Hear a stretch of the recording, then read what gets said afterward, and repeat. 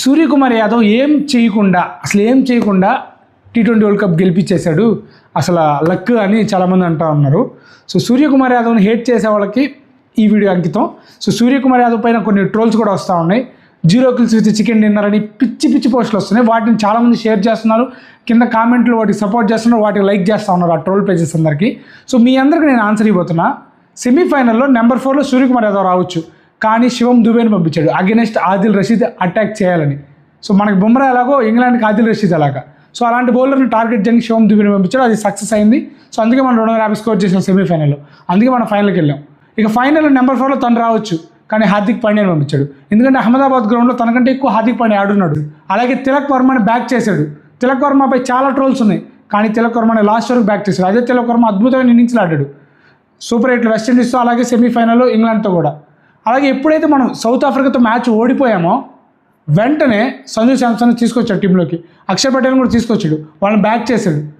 ఇక ఇంకా గట్టిగా మాట్లాడుకుంటే T20 వరల్డ్ కప్ ఫస్ట్ మ్యాచ్లోనే మనం యూఎస్ఏతో ఓడిపోవాల్సిన మ్యాచ్లో ఆ మ్యాచ్లో అడ్డంగా నిలబడ్డాడు, పోరాడాడు ఆ మ్యాచ్లో స్కోర్ కోసం. ఎవ్వరు కూడా ఆడలేకపోయారు ఆ మ్యాచ్లో, తనే ఆడాడు. మళ్ళీ అంటారు అది చిన్న టీం మీద ఆడాడు అంటారు. సెమీఫైనల్లో కూడా తను ఇంటెన్షనల్గా ఆడుతూనే అవుట్ అయ్యాడు. సో ఇక ఫైనల్లో మ్యాచ్లో కూడా స్కోర్ చేయలేదు, ఫస్ట్ బాల్ డక్అవుట్ అంటున్నారు.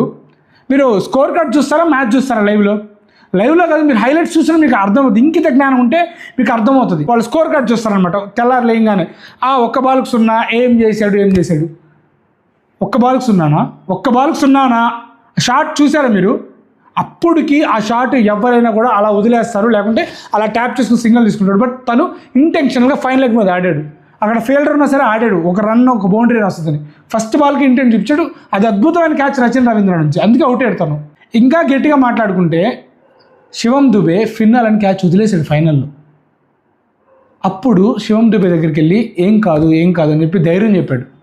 అలాంటి ధైర్యం చెప్పే కెప్టెన్ కావాలి. ఫిన్నాల్ అని కానీ నిన్న ఆడుంటే క్లోజ్ అయ్యి ఉండేది గేమ్. జాకబ్ బెతెల్ ఏదైతే చేశాడో సెమీఫైనల్లో, అలాంటి ఇన్నింగ్స్ కానీ ఫిన్నాల్ నుంచి వచ్చుంటే వేరేలా ఉండేది మ్యాచ్. బట్ అలాంటి క్యాచ్ వదిలేసిన తర్వాత కూడా ఫ్యాన్స్ అందరూ తిట్టుకున్నాం శివం దుబే పట్టుండొచ్చు కదా అని. బట్ ఆ ప్రెషర్ మూమెంట్లో ఏదో మిస్ అయింది. But Shivam Dube catch miss చేసినా కూడా సూర్యకుమార్ యాదవ్ వెళ్ళి సపోర్ట్ చేశాడు. అలాంటి కెప్టెన్ ఉన్నాడు. ఇవన్నీ మర్చిపోతున్నారు. అద్భుతంగా ఫీల్డ్ ప్లేస్మెంట్స్ పెట్టాడు నిన్న. ఇషాన్ కిషన్ని పర్ఫెక్ట్గా పెట్టాడు. అభిషేక్ శర్మని సపోర్ట్ చేశాడు, సంజు శాంసన్ సపోర్ట్ చేశాడు, అందరు టీంను మొత్తం సపోర్ట్ చేశాడు. సో ఒక అద్భుతమైన కెప్టెన్ తన బ్యాట్ నుంచి రన్స్ రాలేదని ఏడుపులు, ఇంకేం చేయలేదు. మిమ్మల్ని ఎవరూ మార్చలేదు. బట్ ఐ హోప్ నేను చెప్పిన పాయింట్స్ మీరు యాక్సెప్ట్ చేస్తే ఖచ్చితంగా షేర్ చేయండి. ఎవరికి షేర్ చేయాలో కూడా మీకు తెలుసు.